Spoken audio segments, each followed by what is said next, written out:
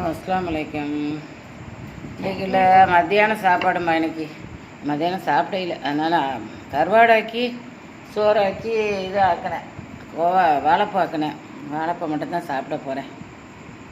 சோறு சாப்பிட மனசு இல்லை, அதனால் வாழைப்பூக்கு புளி போட்டு கொத்துங்க, அப்படி தான் வெள்ளையே வைக்கும். புளியும் உப்பும் போட்டு இறால் தக்காளி பழம் போடையில் வெங்காயம் கருவேப்பிலையில் பச்சை மிளகா கீரைப்பொடி வெஜிடபிள் ஆயில் தான் ஊற்றணும். தேங்காய் எண்ணெய் இல்லை. தேங்காய் எண்ணெய் ஊற்றினா ரொம்ப டேப்பாக்கி அதை வச்சு சோறுண்டுடலாம். அதுக்கு பிறகு தேவையான அளவு உப்பு போட்டு வதக்கிக்கிறது.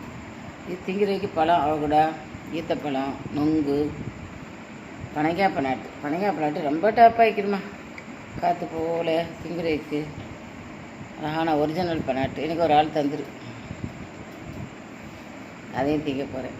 போதும், அல்ஹம்துலில்லாஹ். சோறுங்கன்னு கட்டாயம் இல்லை, ஏதோ ஒன்று திண்டுக்கிற வேண்டி தான். இது சத்தான ஆகாரமாக மனசுக்கு பிடிச்ச மாவில் திண்டுக்கிட்டால் சரி. ஒரு டீ வச்சுக்கிறேன், டீ அடுப்பில் குடிக்கிறேன். அல்ஹம்துலில்லாஹ். போதும், வைக்கிறோமா. லைக் பண்ணுங்கள், ஷேர் பண்ணுங்கள், சப்ஸ்கிரைப் பண்ணுங்கள். இது சோறு இருக்குது, கருவாடு இருக்குது, ஒன்றும் உங்கள் மனசு இல்லை, அதனால தான் இதை சாப்பிட போகிறேன்.